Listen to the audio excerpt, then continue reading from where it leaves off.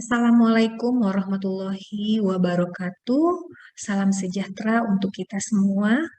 Perkenalkan, nama saya Meli Hervina SEMSI. Saya merupakan dosen di Akademi Akuntansi Indonesia Padang dengan nomor NIDN 1020038304. Baiklah, untuk gelar SE Sarjana Ekonomi saya peroleh di Universitas Muhammadiyah Malang. Dan untuk gelar MSI jurusan akuntansi saya peroleh di Universitas Andalas Padang. Video ini dibuat sebagai syarat melengkapi sertifikasi dosen di bagian PDD UKTPT bagian pengajaran. Selama mengajar di Akademi Akuntansi Indonesia Padang, saya pernah mengampu beberapa mata kuliah, di antaranya yaitu ada pemeriksaan akuntansi, praktikum pemeriksaan akuntansi, perpajakan, praktikum perpajakan, kepabeanan, akuntansi perpajakan, praktikum akuntansi perpajakan, akuntansi keuangan lanjutan, praktikum akuntansi keuangan lanjutan, akuntansi manajemen, lab akuntansi manajemen, dan komputer akuntansi dengan menggunakan aplikasi Mayop atau sekarang sudah berganti nama menjadi ABSS. Sebagai catatan di sini, nama mata kuliah auditing berubah menjadi mata kuliah pemeriksaan akuntansi dikarenakan adanya pemutakhiran kurikulum setiap 4 tahunnya. Baiklah, izinkan saya untuk mendeskripsikan mata kuliah pemeriksaan akuntansi yang merupakan mata kuliah yang saya ampu pada semester ini. Mata kuliah pemeriksaan akuntansi merupakan mata kuliah wajib bagi mahasiswa jurusan akuntansi. Di Akademi Akuntansi Indonesia Padang, mata kuliah ini diberikan pada mahasiswa semester 4 dengan bobot 3 SKS. Perencanaan pembelajaran. Mata kuliah ini menekankan pada penerapan pengetahuan tentang pemeriksaan akuntansi atau auditing, antara lain filosofis audit, siklus audit, norma dan kode etik audit, perencanaan audit, kertas kerja, pendapat auditor, dan pelaporan hasil audit. Materi pokok yang akan kita bahas di sini ada 13 materi. Ya. Yang pertama yaitu dibagi dalam 2 kelompok bahasan. Yang pertama filosofis norma kode etik profesional audit, dan yang kedua perencanaan audit, perikatan audit, pendapat auditor, penyelesaian kertas kerja, pemeriksaan dan pelaporan audit. Mata kuliah pemeriksaan akuntansi atau auditing 1 diajarkan dalam 14 kali pertemuan dengan kombinasi antara tatap muka dan tatap maya. Tujuan pembelajaran. Tujuan pembelajaran di sini ada 2, tujuan pembelajaran umum dan tujuan pembelajaran khusus.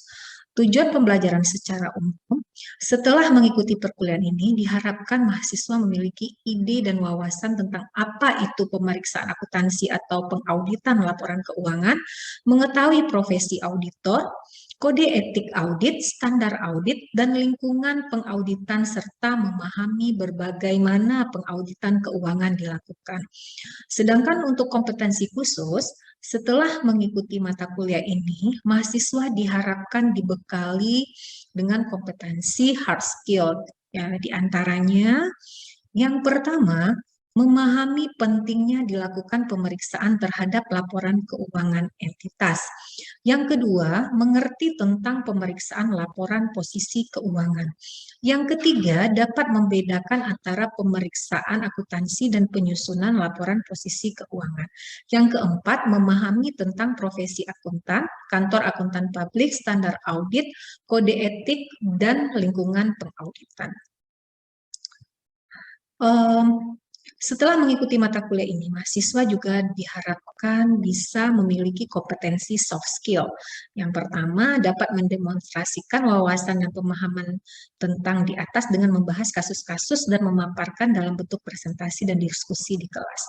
Lalu yang kedua, mampu menjelaskan dan memaparkan tentang dasar dan konsep pengauditan keuangan, profesi akuntan publik, standar profesi dan kode etik, serta materi pokok dalam melakukan proses audit, terutama perencanaan dan pendokumentasian atau pengauditan. Nah, capaian yang diharapkan setelah membahas pembelajaran ini, diharapkan mahasiswa mampu yang pertama menjelaskan pengertian auditing dan mampu membedakan auditing dengan akuntansi, hubungan antara berbagai jenis audit dan auditor, serta aspek ekonomi dari auditing itu sendiri. Lalu yang kedua, mampu memahami dan menjelaskan standar profesi akuntan publik dan kode etik profesional perkembangan standar profesi akuntan publik, menjelaskan 10 standar auditing, kode etik profesional, dan standar audit berbasis ISA. Yang ketiga, memahami dan menguraikan jenis-jenis pendapat akuntan dan mampu menentukan laporan audit yang tepat untuk situasi audit tertentu. Yang keempat, memahami dan menjelaskan lingkungan hukum serta kegagalan pemakai laporan keuangan untuk membedakan antara kegagalan bisnis dan kegagalan audit, serta menjelaskan apa itu audit resiko. Yang kelima, mampu membedakan dan mampu menjelaskan tanggung jawab manajemen dengan tanggung jawab auditor. Yang keenam, mampu membedakan bukti audit dengan bukti jenis lainnya dan mampu menyiapkan dokumentasi audit yang terorganisir. Yang ketujuh, mampu memahami dan menjelaskan kertas kerja pemeriksaan dan pengelompokannya.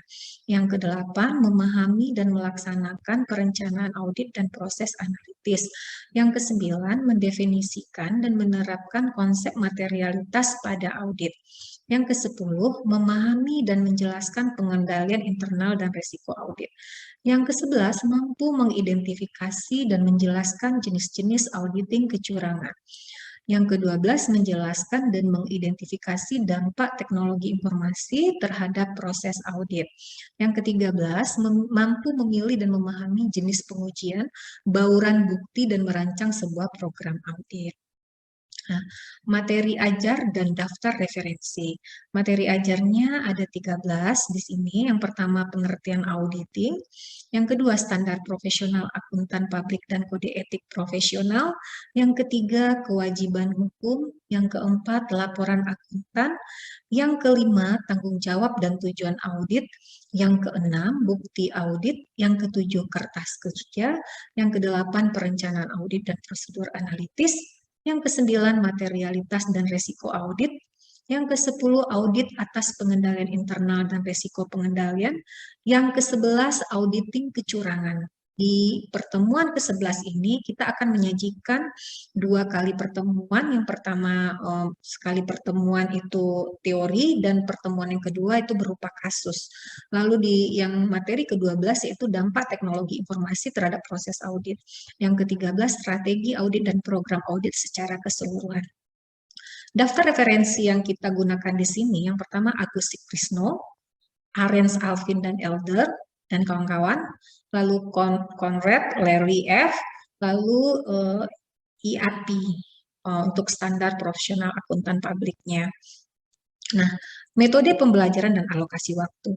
Mata kuliah pemeriksaan akuntansi diajarkan pada semester 4, perkuliahan dilaksanakan dalam 16 kali pertemuan tatap muka dan tatap maya oleh 1 orang dosen dan 1 kali UTS, 1 kali UAS. Bahan ajarnya seperti yang telah disebutkan di atas tadi. Pembelajaran dan karakter materi tersebut, maka dipilih beberapa metode pembelajaran aktif sebagai berikut. Metode ceramah dan diskusi untuk tatap maya, materi 1 dan 2, serta menjelaskan kontrak kuliah.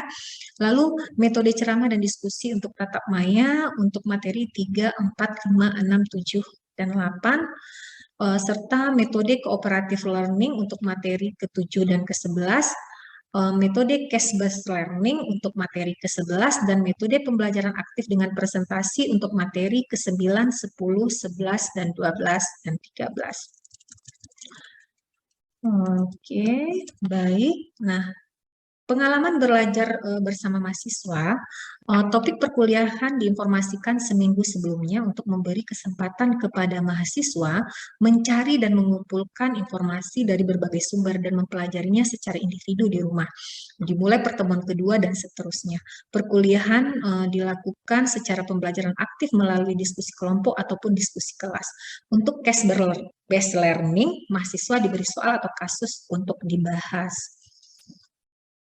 Nah, kriteria atau indikator penilaian, metode asesmen dilakukan dengan menilai proses pembelajaran meliputi keaktifan dalam diskusi kelompok, keaktifan dalam diskusi kelas, nilai pekerjaan rumah, hasil diskusi, hasil laporan kasus, nilai kemampuan presentasi, hasil resuman di kelas, dan juga kehadiran. Nah, sedangkan penilaian hasil pembelajaran meliputi UTS dan UAS dengan bobot yang telah ditetapkan. Oke, bobot penilaian, nilai akhir mata kuliah merupakan penggabungan dari nilai proses 45% dan nilai akhir pembelajaran 55%. Nilai proses pembelajaran selain kehadiran juga mencakup penilaian terhadap soft skill ya seperti kejujuran, kedisiplinan, kemauan untuk mengungkap pendapat, kerjasama, kelompok dalam diskusi dan kemampuan berkomunikasi dan presentasi.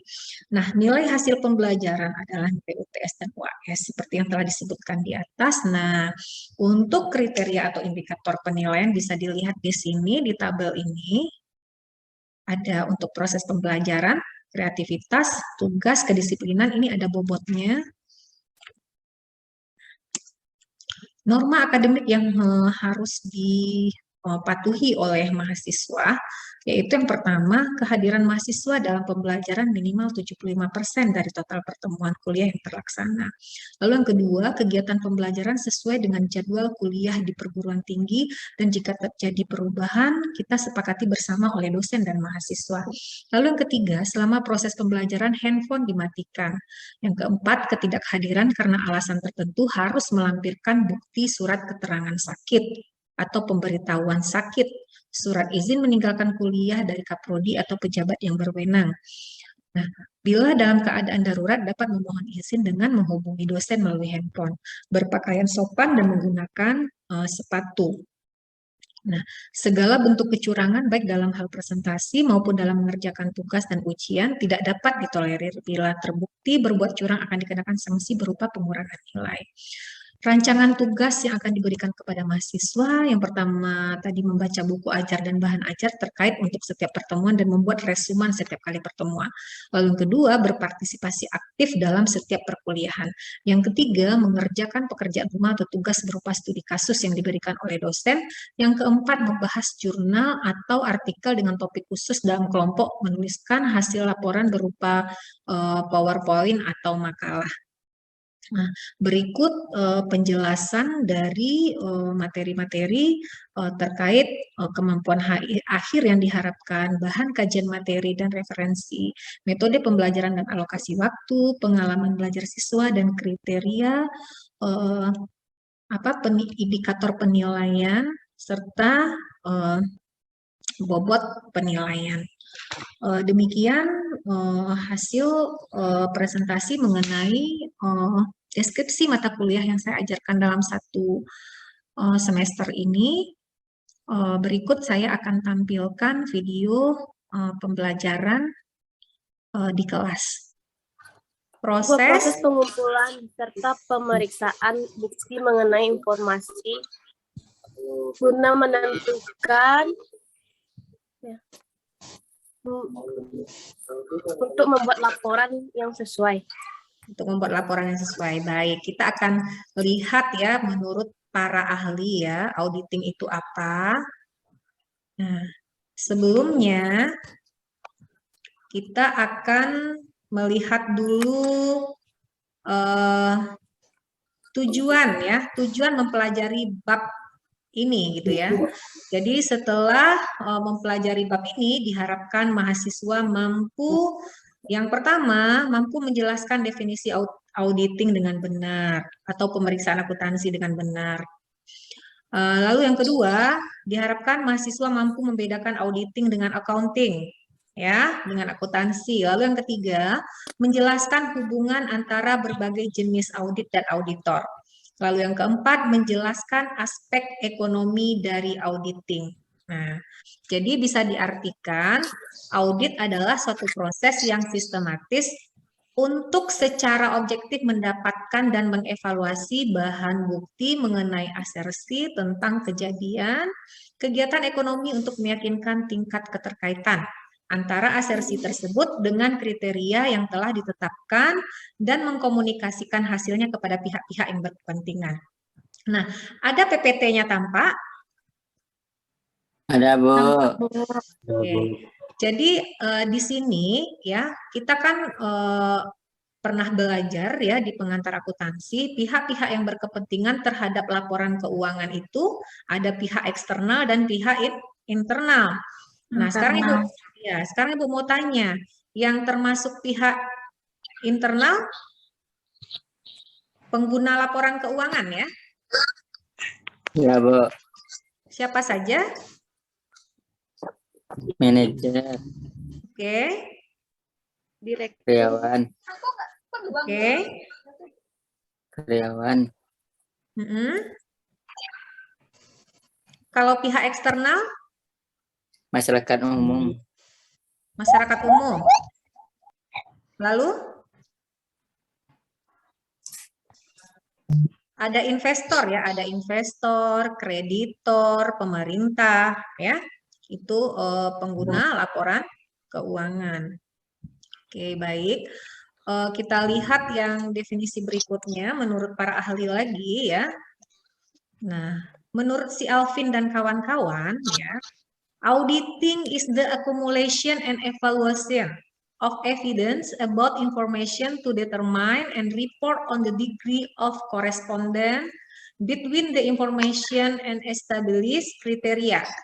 Auditing should be done by a competent independent person. Nah, jadi audit adalah akumulasi dan evaluasi bukti tentang informasi untuk menentukan dan melaporkan tingkat korespondensi antara informasi dan kriteria yang ditetapkan. Jadi audit harus dilakukan oleh orang yang kompeten dan independen, ya.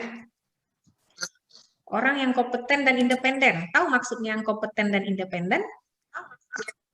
Orang yang ahli dalam bidang akuntansi. Iya, orang yang ahli ya. Orang yang ahli, yang kompeten itu adalah orang yang ahli. Lalu kita lihat lagi berikutnya. Menurut Sukrisno Agus, nah, auditing adalah suatu pemeriksaan yang dilakukan secara kritis dan sistematis oleh pihak yang independen terhadap laporan keuangan yang telah disusun oleh manajemen beserta catatan-catatan pembukuan dan bukti-bukti pendukungnya dengan tujuan untuk dapat memberikan pendapat mengenai kewajaran laporan keuangan tersebut. Nah, jadi proses ya dilakukan secara kritis dan sistematis artinya berurutan oleh pihak yang independen ya. Pihak yang independen ini adalah pihak yang tidak yang berdiri sendiri gitu ya. Contohnya kalau yang untuk melakukan audit adalah kita kenal dengan auditor.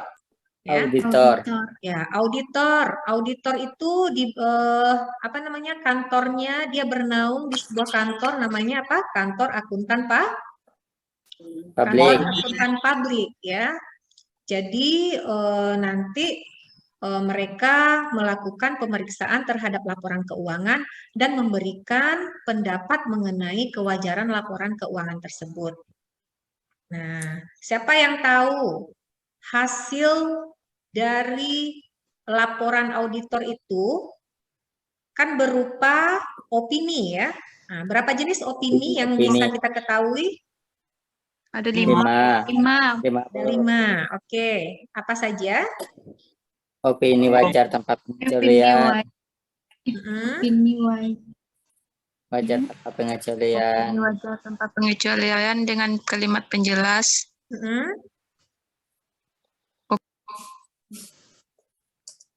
Jadi wajar tanpa pengecualian, ya. Wajar tanpa pengecualian dengan kalimat penjelas. tidak wajar, tidak memberikan tidak pendapat, tidak menyatakan pendapat, mm-mm, lalu menolak opini memberikan, wajar dengan pengecualian. ya. Lalu yang kelima adalah menolak memberikan pendapat. Pendapat.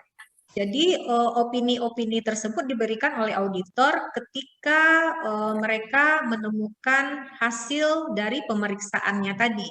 Jika hasil pemeriksaannya buktinya cukup ya, lalu sesuai dengan standar akuntansi yang berlaku umum, maka biasanya hasilnya adalah wajar tanpa pengecualian. Pengecualian. Oke. Lalu itu sudah berarti, nah, dari pengertian-pengertian oleh para ahli itu ya, kita bisa menyimpulkan bahwa auditing itu adalah, yang pertama adalah proses yang sistematik atau berurutan. Lalu kedua, menghimpun dan mengevaluasi bukti secara objektif. Lalu yang ketiga, memberikan asersi-asersi tentang berbagai tindakan dan kejadian ekonomi. Yang keempat, menentukan tingkat kesesuaian. Yang kelima, kriteria yang ditentukan. Yang keenam, menyampaikan hasil-hasilnya. Dan yang ketujuh adalah para pemakai yang berkepentingan. Oke. Lalu kita bisa lihat di sini ya, perbedaan antara auditing dan akuntansi. Nah, kalau akuntansi itu metodenya, ya, metode yang digunakan, mengidentifikasi, mengukur, mencatat, mengklasifikasikan, dan mengikhtisarkan peristiwa dan transaksi ekonomi. Sedangkan kalau auditing itu metodenya mengumpulkan dan mengevaluasi bukti mengenai informasi dalam laporan keuangan serta verifikasi kewajaran penyajiannya. Lalu tujuannya kalau akuntansi yaitu mengkomunikasikan informasi keuangan yang relevan dan reliable untuk pengambilan keputusan.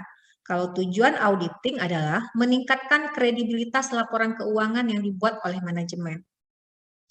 Dari kriteria, kalau untuk akuntansi kita menggunakan standar akuntansi keuangan atau biasanya kita kenal dengan SAK gitu ya. Kalau auditing, standar auditing. Lalu hasilnya apa gitu ya? Hasilnya kalau accounting itu laporan keuangan. Kalau auditing hasilnya laporan auditor. Nah, yang laporan auditor adalah yang opini yang kita sebutkan tadi. Kalau laporan keuangan, nah kira-kira ada yang tahu laporan keuangan ada berapa jenis? Ada 5, Bu. Ya, coba sebutkan.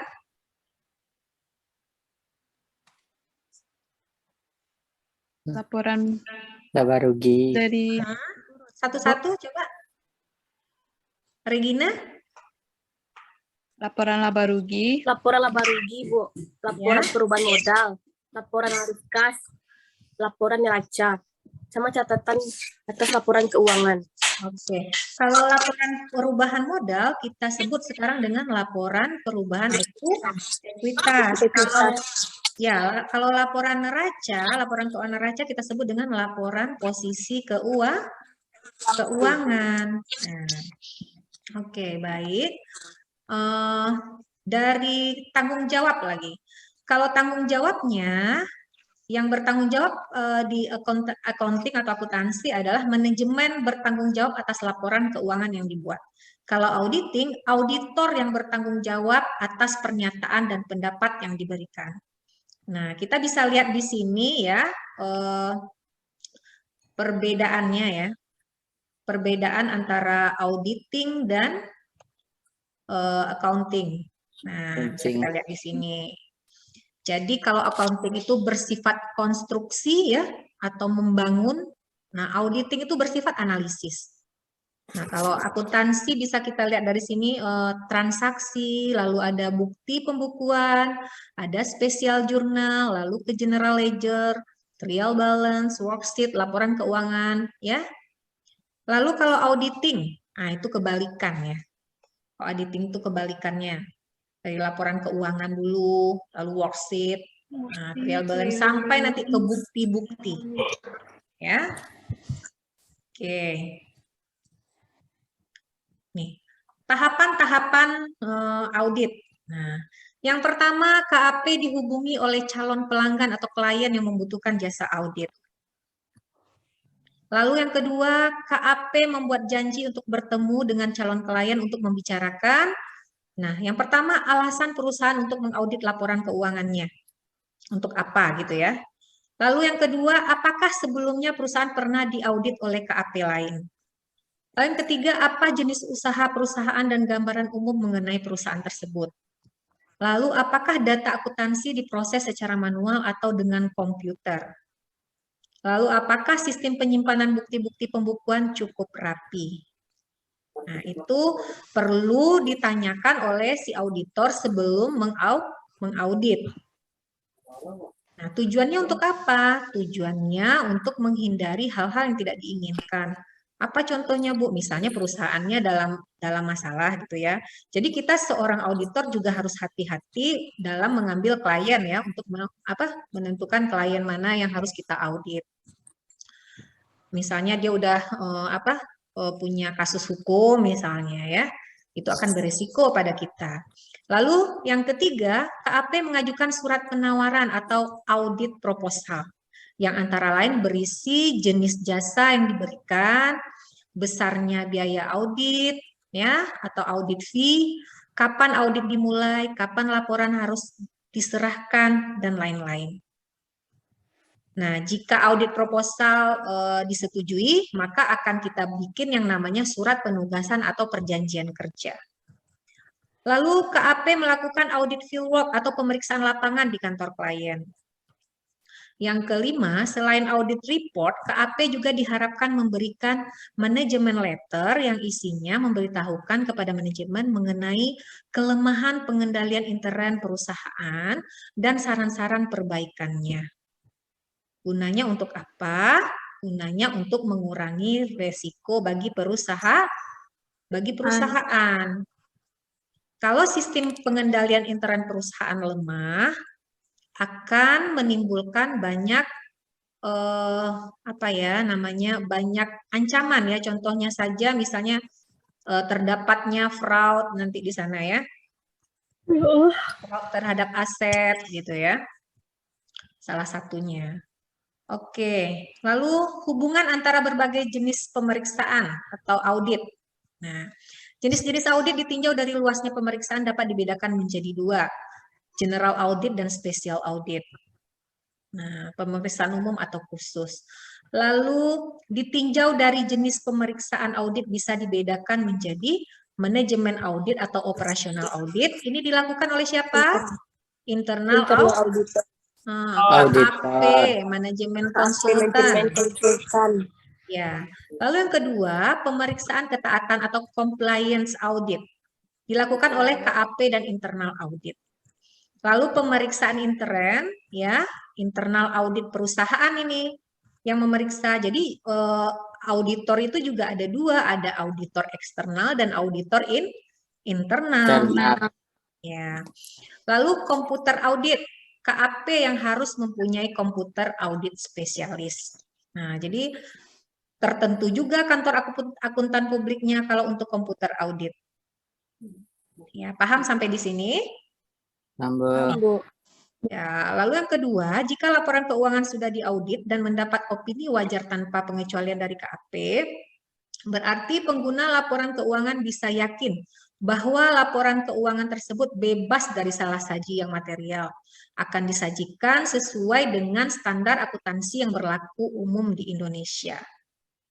Nah, mulai tahun 2001, perusahaan yang total asetnya 25 miliar ke atas harus memasukkan audit financial statement-nya ke Departemen Perdagangan dan Perindustriannya.